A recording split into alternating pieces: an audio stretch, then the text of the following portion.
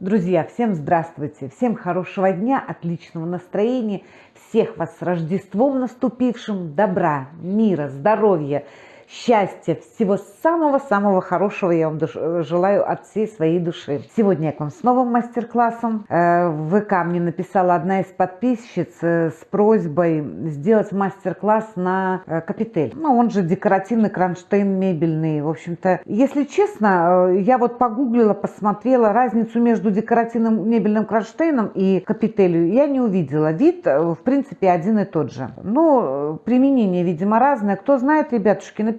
Будет очень интересно, потому что я как таковой информации не нашла и, может быть, не поняла, в общем-то, разницу. В общем, прислала она мне фотографию. Я посмотрела на эту фотографию и попыталась сделать что-то подобное. Вот макетик сделала я пробный. Вот что у меня получилось. Сейчас я камеру поближе подвину, мы с вами все это рассмотрим, посмотрим. Но прежде чем мы начнем с вами наш мастер-класс, я хочу вам напомнить. Все мои мастер-классы проходит абсолютно бесплатно.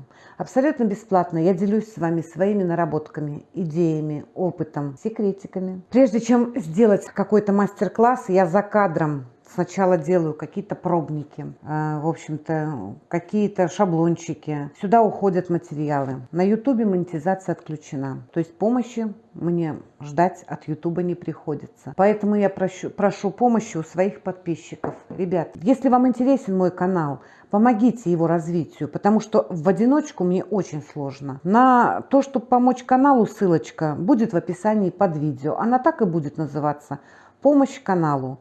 Любой помощи, ребята, я буду очень-очень рада и буду очень вам благодарна. С вашей помощью у меня будет намного больше возможностей.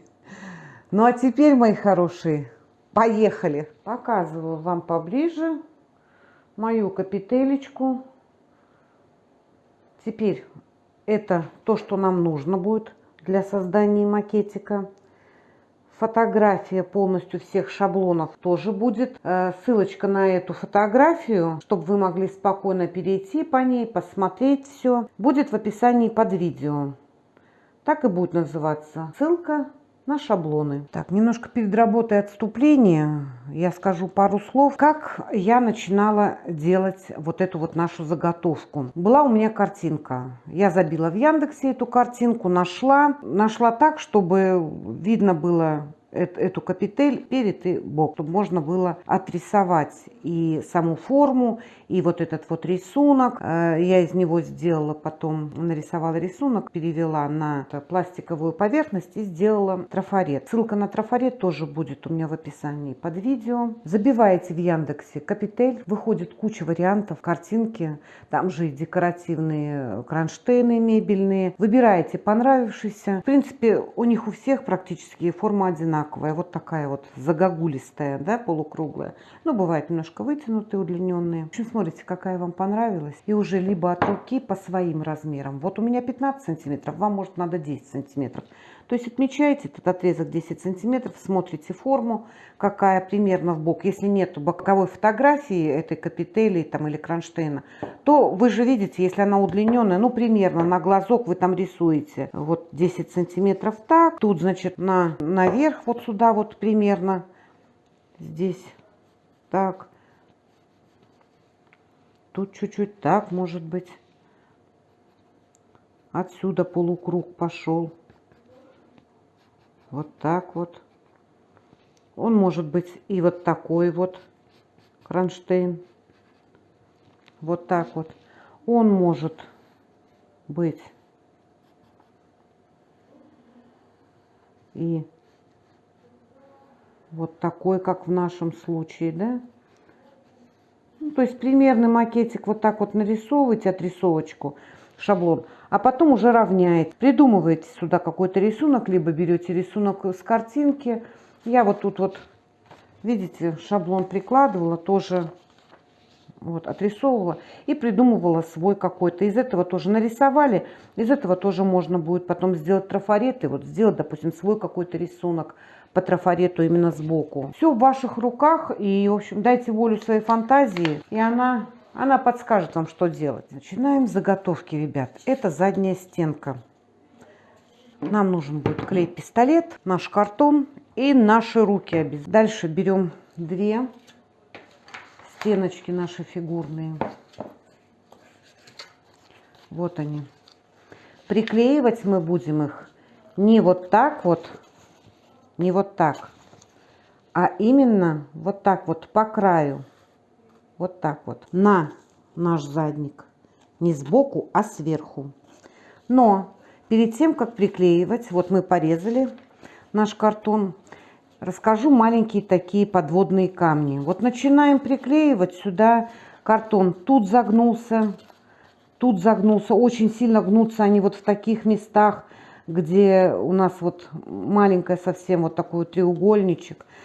Что я делаю? Чтобы у меня не было такой оказии, потом, когда приклеиваешь, начинаешь обклеивать газеты, где-то тут замялось и уже пошли неровности. Чтобы у нас вот наши шаблоны были ровные и нигде не сгибались, не ломались, я вот в этих местах, вот тут вот, вот тут, если вот здесь нету вот таких вот перегородок, видите, вот здесь, обязательно сомнется это. Сомнется, соответственно, потеряет объем. А мне это не нужно. Я делаю так. В уголочке я заполняю клеем из пистолета. Вот так вот. Во все пустоты. Когда он застынет, он уже не даст мяться картону. Он будет держать форму, соответственно, у нас будет вот здесь вот красивый такой объем. От этого зависит, что у нас потом в итоге где-то мы сбиваемся с наших размеров, потому что там замялось, тут смялось и, в общем-то, и криво пошло. Чтобы не было криво, я заполняю все это. Вот, видите, залила все. Теперь все тут жестко, ничего не прогнется. Теперь берем заднюю стенку и к ней сейчас будем приклеивать две боковинки.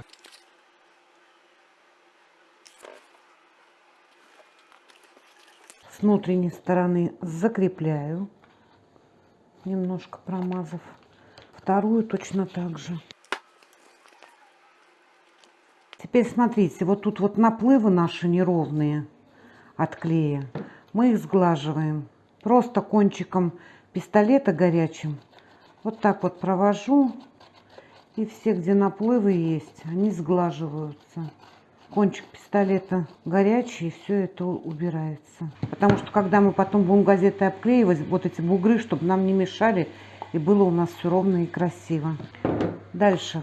Чтобы у нас вот здесь вот не заваливалось, а было все ровно, мы берем вот такой вот наш... Вот такую заготовку и вставляем ее вот сюда вот таким образом и промазываем, вставляем ее вровень, чуть-чуть утопляя туда ее, так чтобы не гуляли наши стенки. С нижней частью проделываем то же самое. Берем вот такую заготовочку и вставляем ее вот сюда вот вровень. Показываю. Так, теперь нам нужно закрыть вот эту часть. Закрывать мы будем вот этой деталькой. Из чего я ее вырезала? Я вот такие вот коробки от всяких каш не выкидываю. Мне нравится здесь картон, он вроде и плотный, в то же время такой податливый.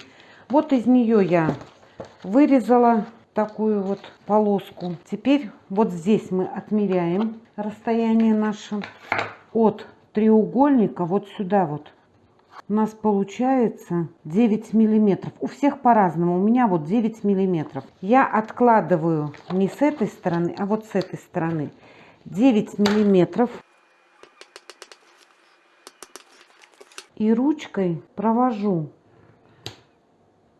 Прям в нажим ручкой. Провела, согнула. Теперь мы отмеряем вот эту часть.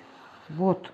Линейкой мы ее не отмерим, соответственно, я беру сантиметр и им отмеряю до вот этого изгиба. У меня получается 11,8. От этого изгиба отмеряю 11,8. И также ручкой провожу все. Сгибаю. Примеряем. И вот так вот. Вот она наша заготовочка. Это сюда уведем. Начинаем приклеивать.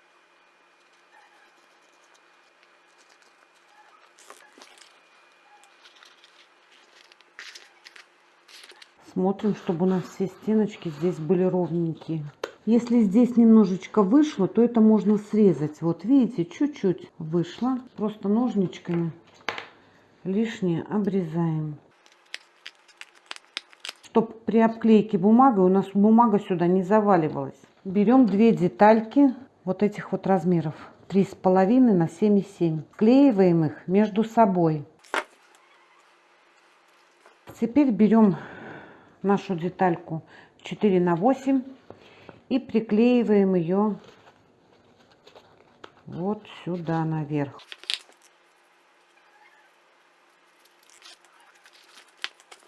Ровненько равняем все. Теперь берем, это вот серединка, у нас две детальки, это серединка. Клеиваем вот сюда. Для чего мы так делаем? Чтобы у нас получился вот такой вот бордюрчик, как бы проваленный туда, видите? И завершающий у нас будет 4 на 8,3. Почему на 8,3? 3 миллиметра сюда добавила. Вот так вот. Вот что у нас с вами получилось.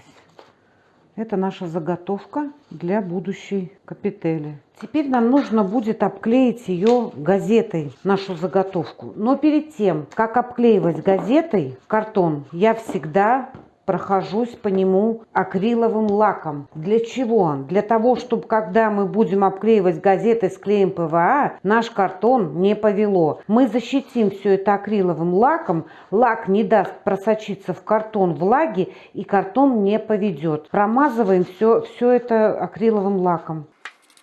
Здесь можно не трогать, здесь мы защитили все клеем. Не забываем про вот эти вот отверстия, потому что туда будет попадать клей ПВА с водой и тем самым тоже деформировать картон. Ребят, не обязательно таким. У меня остатки просто акриловым лаком, любым. Сильно обильно не смачиваем. Слегка. Все, теперь отправляем сушиться. Буквально минут 10-15 высохнет и начнем обклеивать газетой. Заготовка высохла. Теперь что мы делаем? Берем клей ПВА. У меня вот ПВА столярный. Можно ПВА универсальный. Емкость. У меня тут уже есть немножко ПВА. Ну, добавим, этого маловато. Наливаем сюда ПВА и чуть-чуть разбавляем водой. Чтобы не совсем жидкий, как вода был. Как жидкая сметана. Вот такой вот. Теперь я взяла газету. Нарезала ее на полоски. Обратите внимание, вот тут я вот тонкие полосочки сделала, потолще и еще толще. Тонкие полоски я сделала для того, чтобы удобнее было вот эти вот округлости клеивать. Вот я сейчас порежу вот так вот. Начинаем обклеивать вот с тоненьких полос. Почему не широкими полосками? Широкими неудобно будет обклеивать вот эти вот наши окружности.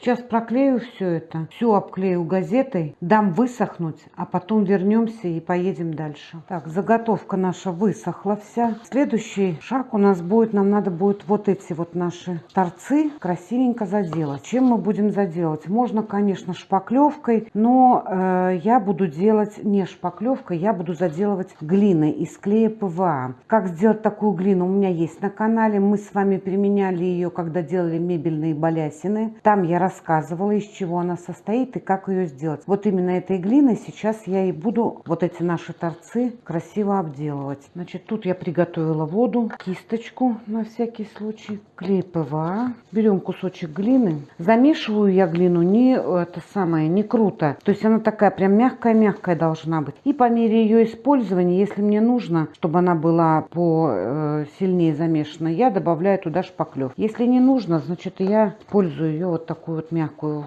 Сейчас мы будем использовать ее прям вот такую мягкую, как она есть. Кисточкой промазываю. Начинаем вот с этой стороны. Беру клей ПВА, промазываю. И глину просто колбаской скатываю и укладываю ее. Ребят, в описании под видео я укажу, дам ссылочку на мастер-класс, где мы использовали эту глину. Поминутно, на какой минуте смотреть именно рецепт глины. Заложили в наш выступ глину. Теперь я беру воду. Вот водой палец смочила, приминаю, ее немножко распределяю. И начинаю просто вот так вот сглаживать. Немножко пальчиком вовнутрь. Можно кисточкой поработать. Вот. Излишки веду сюда к краю. Здесь приминаю поверху. И немножко наверх вот так вот убираю их. Чем хороша эта глина? Она, вы знаете, она очень хорошо, она податливая, она хорошо ложится, хорошо сглаживается. Ее не надо шкурить. Поверхность у нее гладкая-гладкая получается. Мы с вами делали глину еще из полимерного клея, но из полимерного клея глина сюда не подойдет, потому что тут мы работаем, мы сглаживаем водой полимерную глину из полимерного клея. Так не сгладишь. Вот так пальцами мы формируем. У нас как багет такой красивый внутри получается. Нам не надо ни приклеивать сюда отдельно багет, ни приклеивать какие-то декоративные багеты. Такой ровненький у нас получится с вами внутренний багетик. Там, где видите, что не хватает, глины ушла много, пальчиками можно немножко подтянуть ее туда. Верхнюю часть и заднюю мы не шпаклевать, ни глиной замазывать не будем, потому что обычно эти части приклеиваются в угол либо мебель, либо дверного проема. Вот если для дверей делаете. А если для мебели, то это клеится на... Тут идет крыша мебели, здесь идет, ну, соответственно, плоскость, куда вы приклеиваете.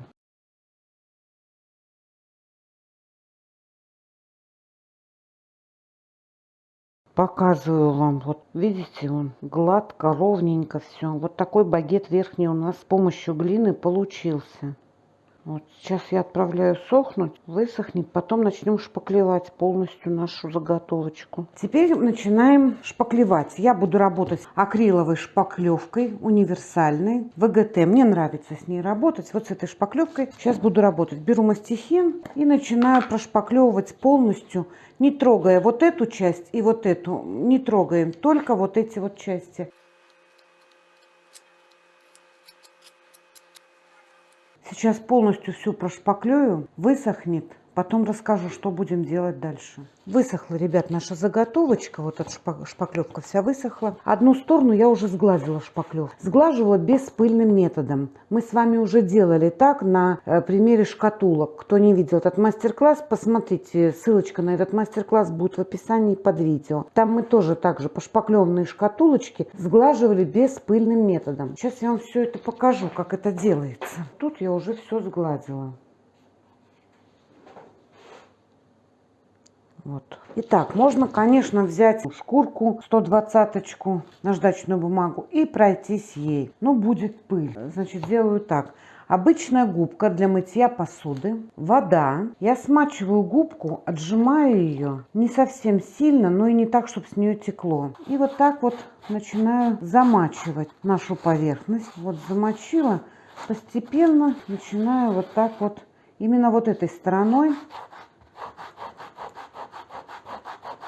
Начинаю тереть. Сильно не надо сразу так, чтобы прям провалилось, все стерлось до дыр. Слегка нажимаю, вот вода подмачивает нашу шпаклевочку, и она вот лишнее все убирается, сглаживается. Потом протираю уже этой стороной. Вот так. Все быстро, без пыли, гладко, все чистенько и аккуратно. Готово. Теперь я поставлю ее еще немножко просохнуть от воды, пускай просохнет. И затем мы с вами займемся декором, начнем ее декорировать. Показываю вам. Вот такая гладкая вся получилась.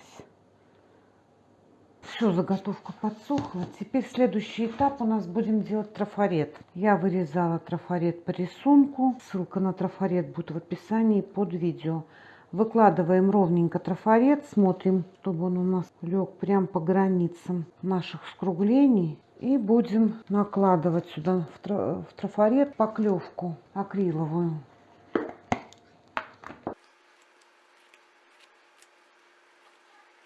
Чтоб трафарет не съезжал, я прям вот накладываю, как бы придавливаю шпаклевкой трафарет и потом аккуратно мастихином распределяю шпаклевку.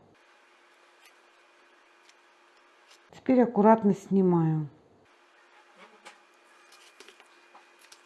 Вот что у нас с вами получилось. Сейчас с этой стороны подсохнет, я переверну и на второй стороне сделаю то же самое. Когда подсохнет трафарет, шпаклевка наша, вот эти вот перемычки, я тоже аккуратненько их уберу. То есть я их заполню. Видите, здесь у меня все аккуратно заполнено. То же самое я сделаю здесь. Я покажу все. Шпаклевочка подсохла. Теперь будем вот эти вот перемычки заделывать.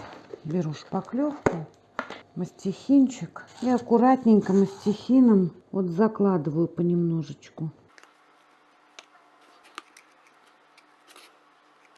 И выравниваем.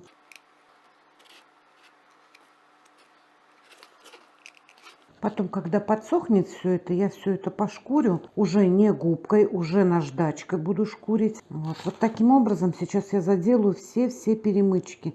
И у нас с вами будет ровный рисунок без вот этих вот перемычек. Кому-то может нравиться и так, можете так оставить. Но я хочу, чтобы рисунок был единый. Шпаклевка вся подсохла. Теперь возьму амбразильную губочку мелкой фракции, где-то на 120 она, и аккуратненько все это прошкурю. Все отшкурила. Теперь будем вот сюда делать декор. Вот этот вот. У меня есть молд самодельный. Был вот такой вот элементик декоративный. Я сделала из строительного силикона молд. Как делать молды своими руками у меня есть на канале. Но сразу хочу сказать такую вещь. Ребят, сейчас выгоднее работать с литьевым силиконом. Строительный силикон стал очень дорогой. И со строительного силикона не всегда получаются качественные молды, поэтому иногда приходится, берешь баллончик строительного силикона и, в общем-то, получается, что больше тратишь, чем получаешь. Поэтому, ну, выгоднее, конечно, литьевой силикон. Как работать с литьевым силиконом, что это такое, у меня тоже есть на канале. Все ссылочки на эти мастер-классы будут в описании под видео, чтобы вы не бродили, не искали, а уже непосредственно под видео нажали и посмотрели, что вам нужно. Вот теперь в этот молд я сейчас буду закладывать полимерную глину самодельную. Не ту, которую мы с вами делали из ПВА, сглаживали вот здесь вот бортики, а именно из полимерного клея, у меня такой, можно из другого полимерного, и полимерной шпаклевки. Как сделать такую глину, тоже есть на канале, тоже ссылочка будет в описании под видео. Именно вот этой глиной сейчас мы и будем работать. Замешиваю я ее тоже очень мягко. Когда уже мне нужно будет что-то из нее лепить, я беру кусочек и просто потуже вымешиваю его в шпаклевке, как тесто.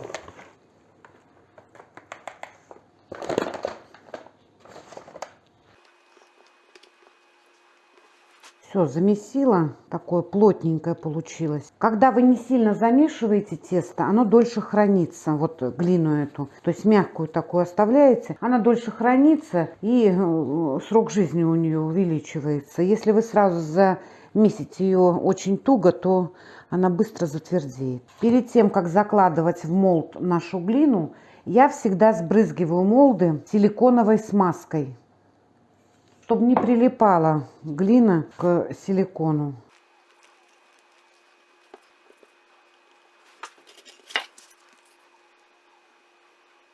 Вот что у нас с вами получилось. Еще строительный силикон очень сильно дает усадку. Вот изначально с какого элемента был сделан этот молд. И вот что мы теперь получаем. Видите, насколько сильно дает усадку. Теперь будем приклеивать сюда. Приклеивать можно и таким клеем полимерным, и клеем ПВА можно тоже приклеивать. Я буду на ПВА приклеивать.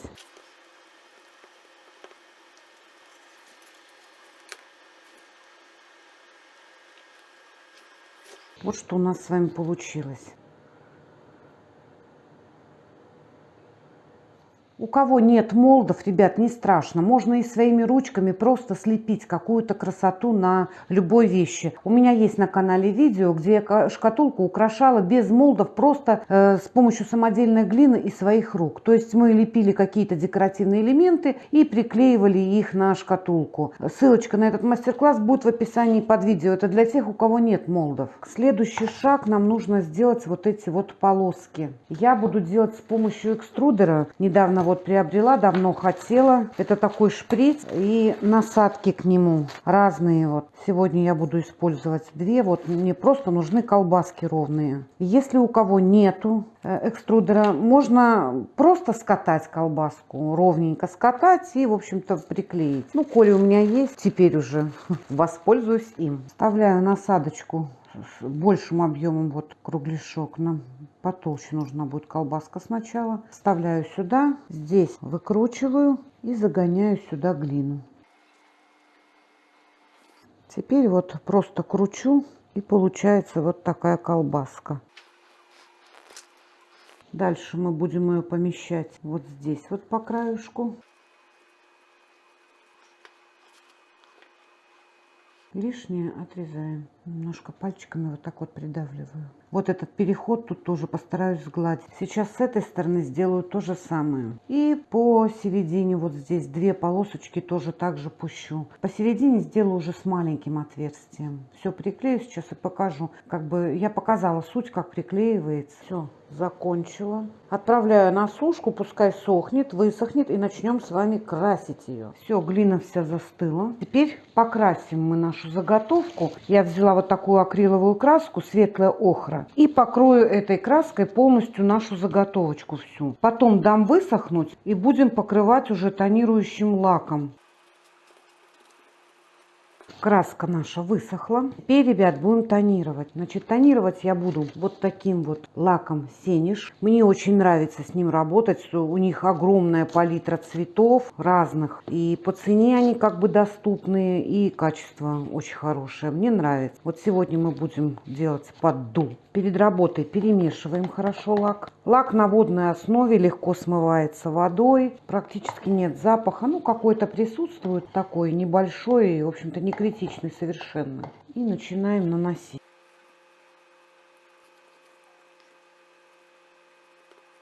Сейчас прокрашу полностью на первый слой, дам высохнуть, а потом еще покрою 2-3 слоя с промежуточным высыханием. То есть дала слой, высохла, потом еще наложила слой, опять высохнет. После этого тонирующего лака уже другим каким-то лаком покрывать не нужно. Он уже вместе с лаком все это блестит и дает тонировку. Сейчас выкрашу и покажу вам. Все, закончена наша тель. Тут здесь потемнее цвет. Это цвет орех, а это дуб. Здесь он немножечко посветлее. Наложила я, 4 слоя наложила. Вот что у нас с вами получилось.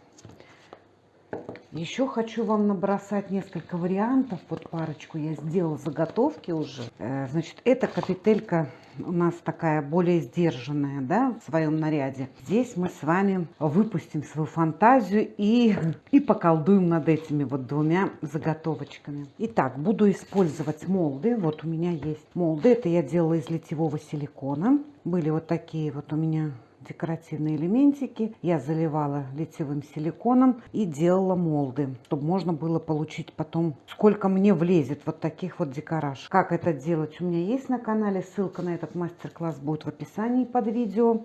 Работать буду сегодня с самодельной полимерной глиной. Здесь посередине мы сделаем вот такого льва. Сейчас я заложу сюда полимерную глину. Закладываем. Аккуратно вытаскиваем. Вот что у нас с вами получилось. Вот такой лев. Сейчас мы будем вот сюда накладывать его. Смазываем. Показываю ближе. Теперь вот здесь вот сверху сейчас тоже набросаем каких-нибудь декорашек, чтобы лысенько не было наверху. Так, сейчас мы с этого молда дернем немножечко. Вот эти два элементика возьмем. И вот сюда мы их поместим. Сделаем такую сборную солянку. Украсим.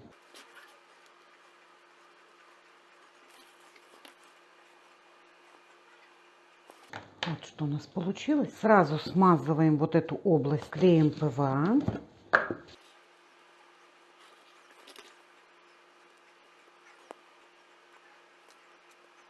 Показываю ближе. Теперь вот эту часть нижнюю будем украшать. Так, для нижней части я вот выбрала вот этот вот элементик. Из этой композиции возьму только вот эту часть нижнюю. Сейчас заложу в молд вот эту вот часть. И вот сюда мы ее поместим. Заложила глину. Вот видите, только эту часть заложила. Теперь пытаемся вытащить. Вот что у нас с вами получилось.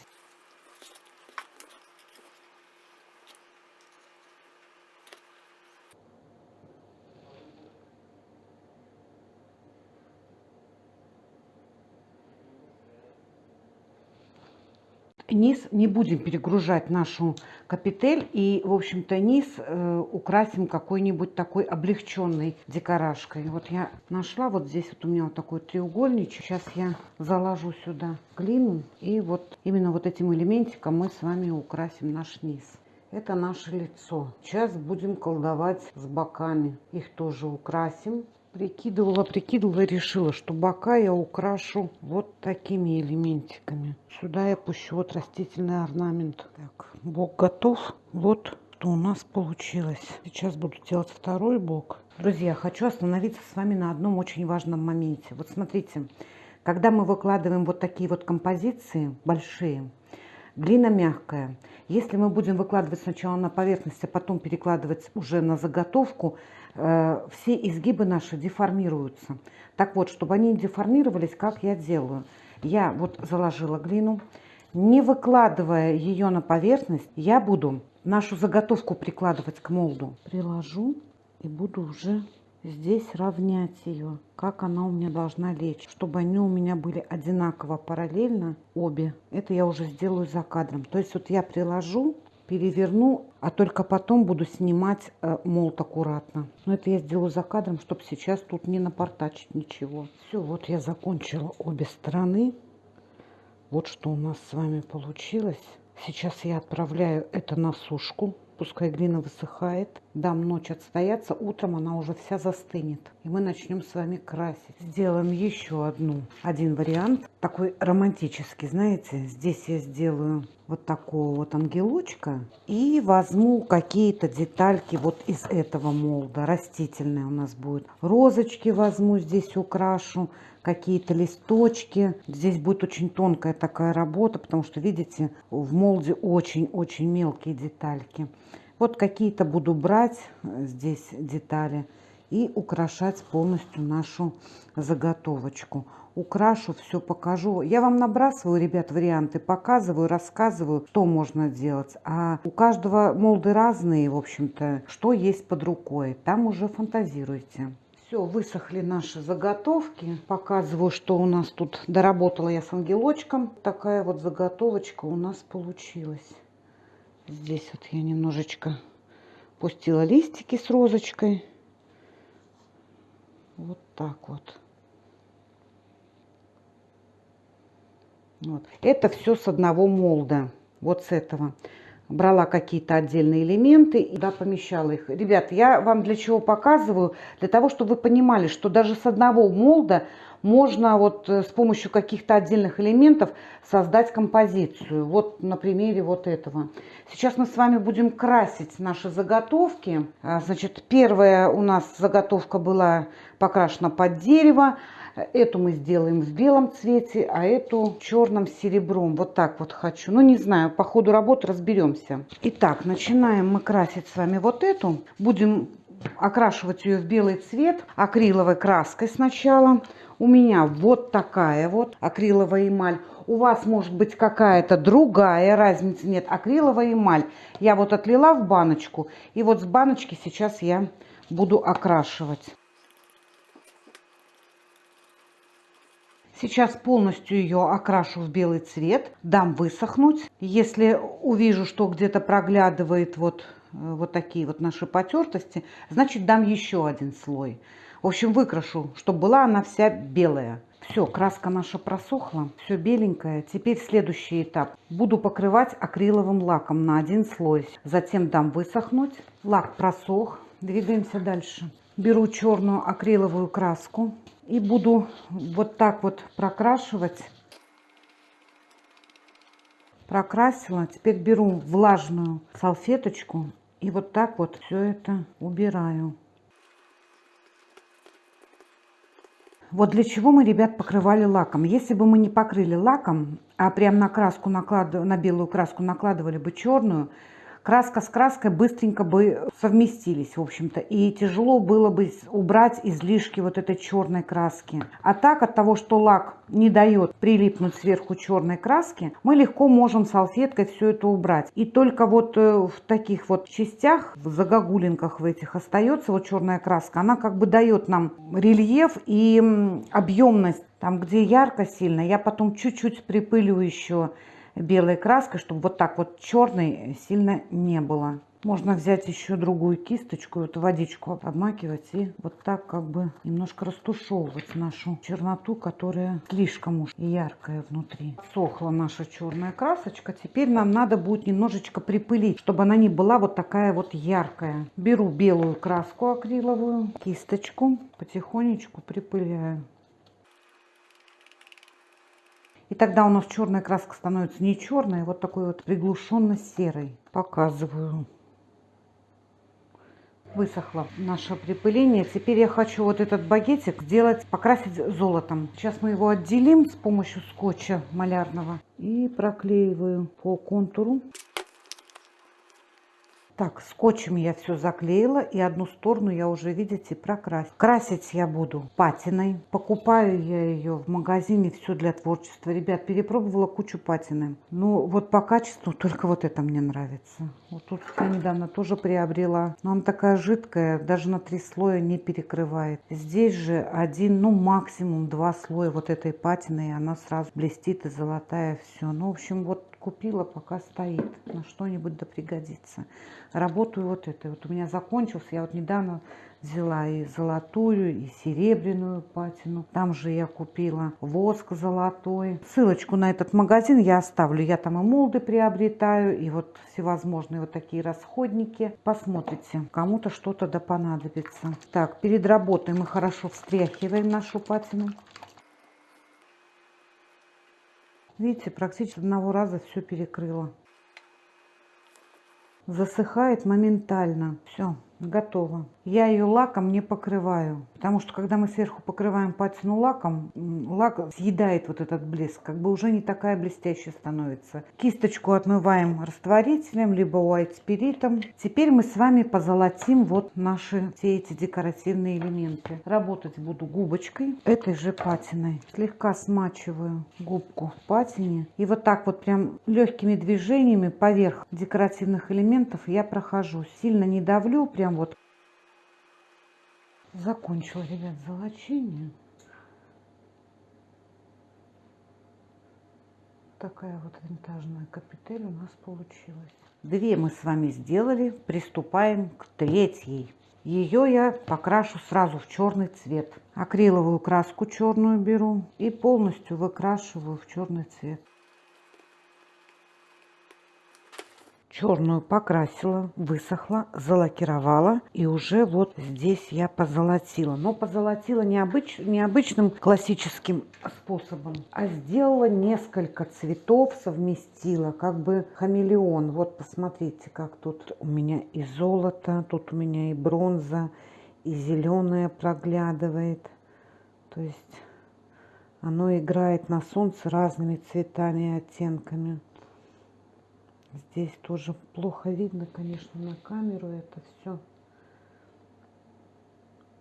Вот так, может быть, получше будет видно. Сейчас я вам покажу, как я это делала. Итак, нам нужна будет мягкая кисточка. Буду использовать патину, золото. Можно акриловую краску золота. Тем у меня вот такая краска есть. Брала давно, ребят, не помню где. Вот она прям такая перламутрово-изумрудная какая-то. Вот. Затем акриловая краска медь и акриловая краска серебро. Чуть обмакиваю кисточку, излишки убираю. И вот так вот слегка прохожусь. Хаотично. Даем высохнуть. Посмотрю, насколько высохнет, насколько он утемнится. Если надо будет, то дам второй слой. Так, вот что у нас с вами получилось. Достаточно. Обратите внимание, я не полностью закрасила наш декоративный элемент. Так вот местами прошлась кисточкой. Черная где-то пооставалась. Следующий у нас пойдет вот медный, тоже темный цвет. Опять обмакиваю кисточку. Излишки убираю. Кисточка должна быть не совсем сухая, но и не прям насыщенная краской. Тоже в разных местах проходимся. Полностью зеленую краску не перекрываем. Показываю ближе. Видите, вот идет сверху медь, а внизу зеленая проглядывает. Кому нравится так, вы можете. Так тоже очень красиво получается. Но я хочу еще туда наделать цветов. Теперь подключается золотой цвет. Также хаотично мы добавляем золото. Показываю. Теперь у нас 3 цвета. И зеленый проглядывает. На камеру, к сожалению, очень плохо видно. Но в реале очень красиво смотрится. И заключительный наш слой, это светлый самый, это серебро. Показываю наш результат. Вот опять отсвечивает.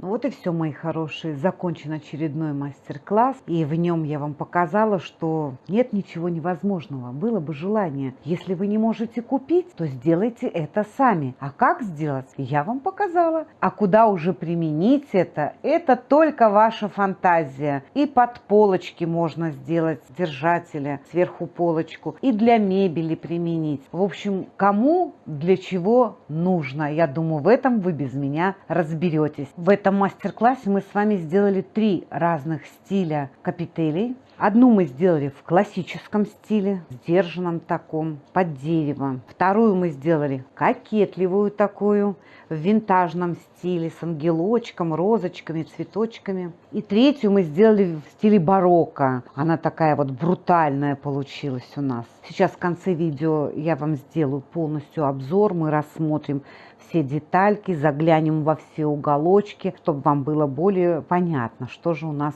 получилось. Ну а если вам был интересен мастер-класс, если он был вам полезен, не забывайте пальчик вверх, подписывайтесь на канал, не забывайте про мой канал Яндекс.Дзен. Там тоже я выкладываю видеоролики, я их дублирую. Мало ли что с Ютубом, на Яндекс.Дзене мы точно не потеряемся, поэтому туда тоже подписывайтесь. Ссылочка на Яндекс.Дзен будет в описании под видео. Ну а я буду с вами прощаться, готовиться к новому мастер-классу. До новых встреч, до новых мастер-классов. Пока!